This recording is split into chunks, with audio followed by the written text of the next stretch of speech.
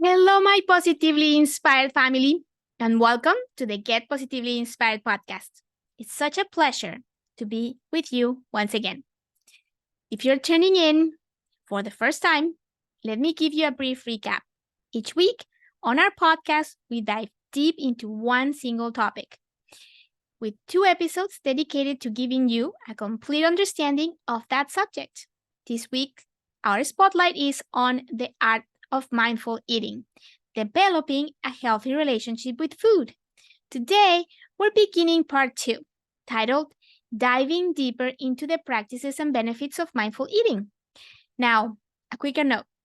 If you haven't listened to part 1 of this week's topic, I suggest you press pause right now and head back and take a listen. Trust me, you'll get so much more from this episode if you do. All right, let's dive in. Now, we all eat, right? Food is a big part of our lives. It's how we fuel our bodies, celebrate with loved ones, and sometimes it's how we comfort ourselves. But have you ever stopped to really think about how you eat? I'm not talking about using the fork and the spoon or whether you like to mix your foods together. I'm talking about being truly present when you eat, understanding the deeper connection between the food on your plate and how it makes you feel inside. In our last chat, we began discussing the basics of mindful eating. Today, we're going even deeper. Think of it like this. Imagine you have a favorite song. The first time you hear it, you might enjoy the melody or the beat, but the more you listen, the more you start to understand the lyrics, the message behind the song, and maybe even the emotions of the person who wrote it. That's what we're doing today with mindful eating. We're listening closer, feeling deeper, and truly understanding the story food has to tell us. Mindful eating is not just about tasting your food, but also about understanding our thoughts and feelings about food.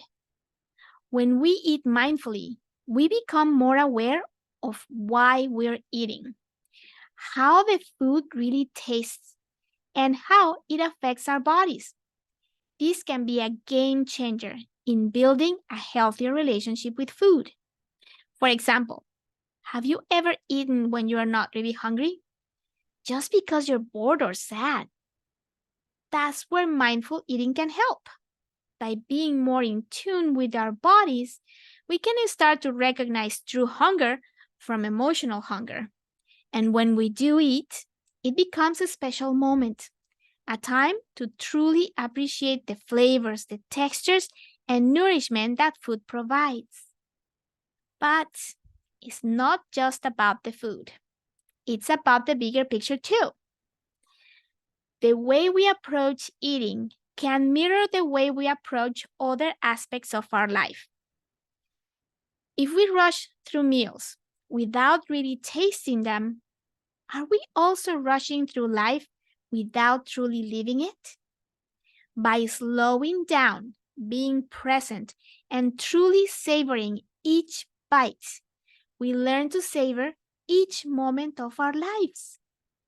So, my positively inspired family, as we continue our journey today, I invite you to take a deep breath, find a comfortable seat, and open your heart and mind.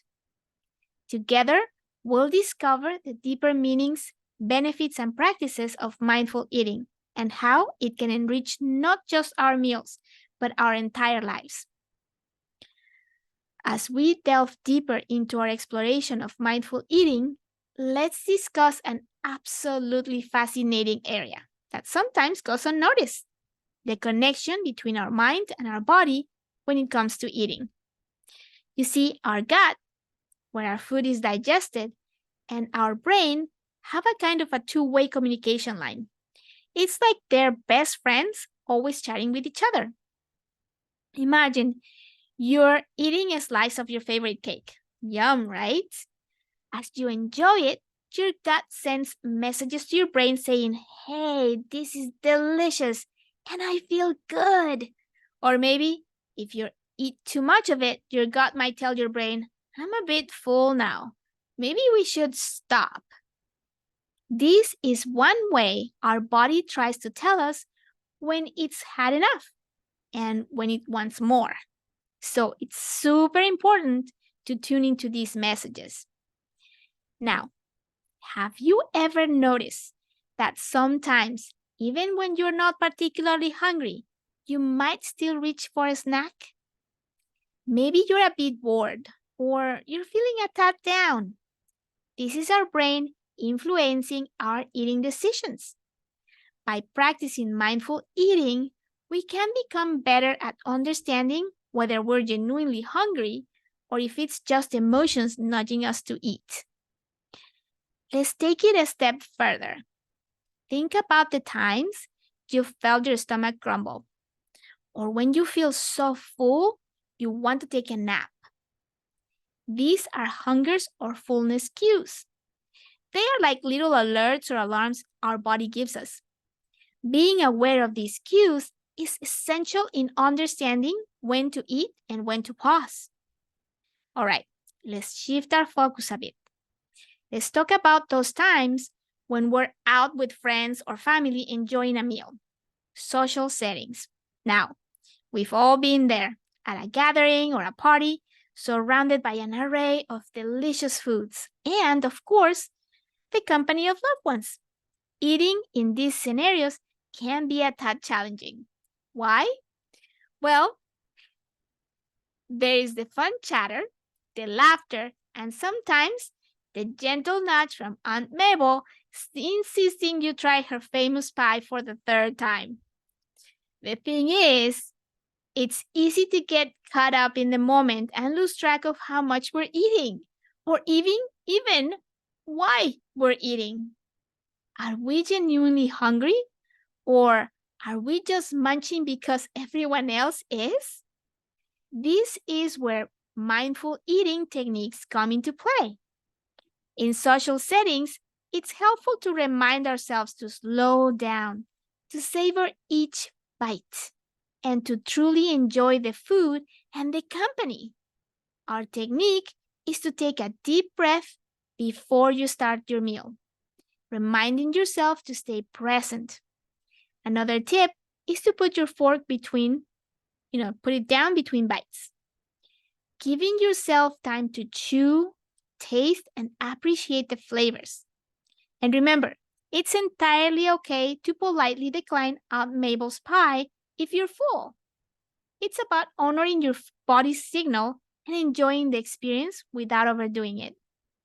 So, my positively inspired family, by understanding the powerful connection between our minds and bodies, and by navigating social settings with mindfulness, we can truly elevate our relationship with food. Eating becomes more than just filling our bellies. It becomes a joyful, conscious, and nourishing act.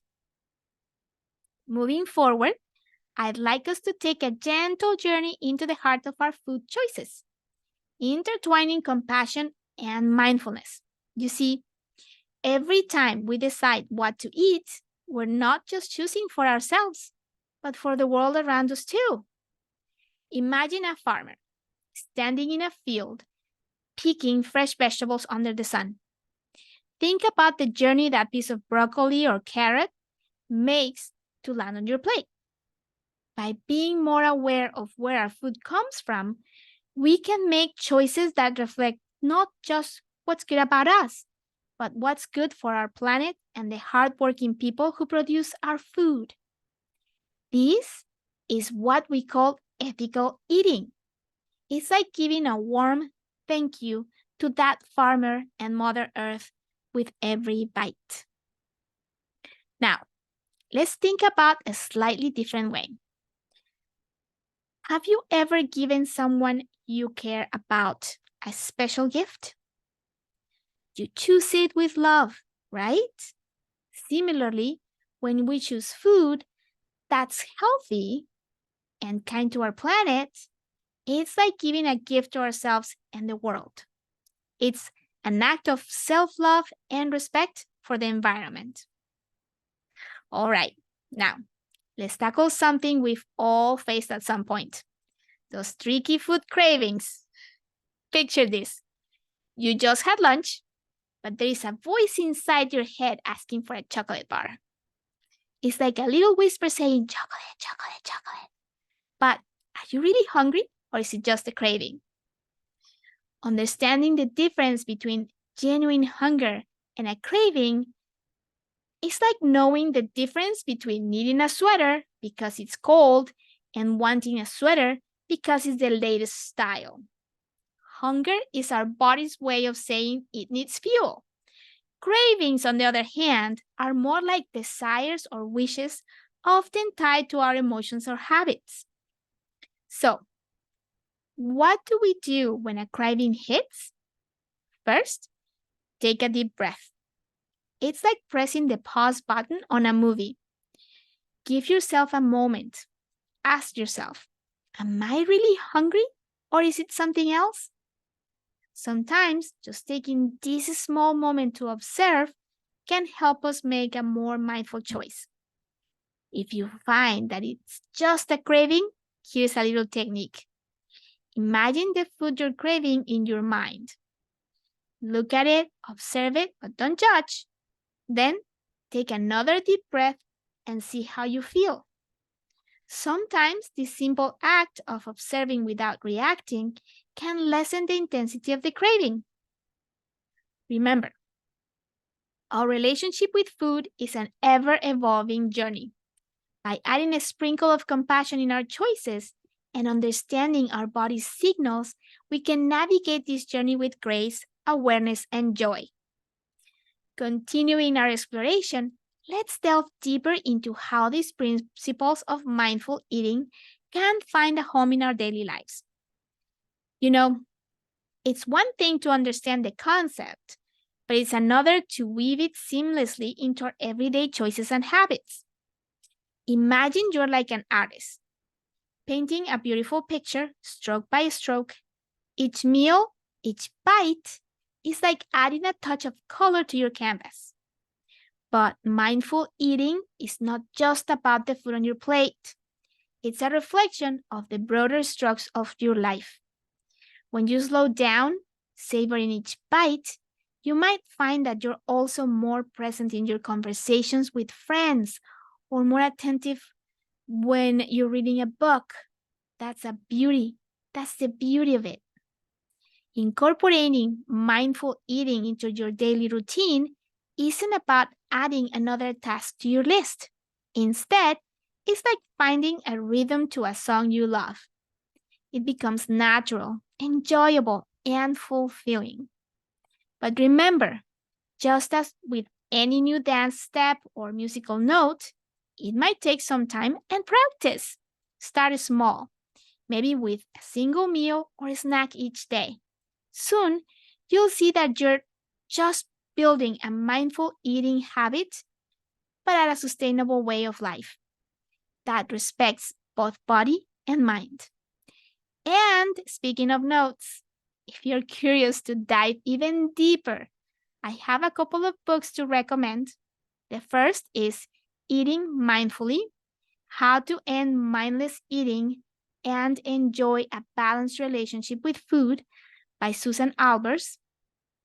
Think of it as a guidebook, helping you explore the nuances of your relationship with food, offering strategies and insights that are both practical and enlightening. The second is The Joy of Half a Cookie, using mindfulness to lose weight and end the struggle with food by Jen Christoller. Now, don't be fooled by the playful title. This book offers a profound journey into understanding our cravings and habits. It's like learning that sometimes the joy isn't in eating that entire cookie, but in truly savoring half of it, appreciating its taste, texture, and the happiness it brings. Both of these reads are like having a chat with a wise friend, guiding you through the rich landscape of mindful eating and living. They are tools, resources, and companions for our journey, offering a deeper understanding of the beauty that lies in every mindful bite. As we move forward, remember that mindfulness is like a muscle. The more you exercise it, the stronger and more natural it becomes. And with each step, you're not only nurturing your body, but also painting a richer, more vibrant picture of life. As we close this chapter on mindful eating, I invite you to take a moment and truly reflect on the profound journey we've embarked upon together. We've looked into the evolution of our eating habits, comparing the slow, deliberate practices of the past with the hustle and bustle of today's fast-paced world. It's clear that in the modern era, we often find ourselves losing touch with the very act that sustains us, nourishing our bodies and souls. Mindful eating isn't just a technique, it's a way of life, a journey back to the very essence of enjoying and appreciating our food. We've learned that by being present, by genuinely connecting with each bite, we can have a significant positive impact on our mental, emotional, and physical health. We've seen the benefits from better digestion and weight management to reduce stress and a deeper enjoyment of our meals. The practices we've explored together, from recognizing hunger cues to managing cravings and integrating mindful eating in the daily life, are steps towards a richer relationship with food. They are pathways that encourage compassion, not just for ourselves, but for the environment and the sources of our nourishment. But unlike any journey, there will be challenges, distractions, societal pressures, and deeply ingrained habits. Those can sometimes make it feel like an uphill climb. Yet, with each step, with each meal, you're making progress. You're claiming a part of yourself that's been lost in the chaos of modern life. I encourage you to continue to explore, practice, and deepen this life-enhancing skill. Keep the books we've disclosed today. They're beacons of wisdom and guidance. And remember, it's not about perfection, but progress. Every meal, every bite is an opportunity to be more present, more connected, and more in tune with your body's needs. I know there are many choices out there, and I know your time is valuable. So I thank you so much for deciding to spend your valuable time with me. I will continue sharing wonderful mindfulness techniques with you so we can all live more fulfilled and mindful lives together.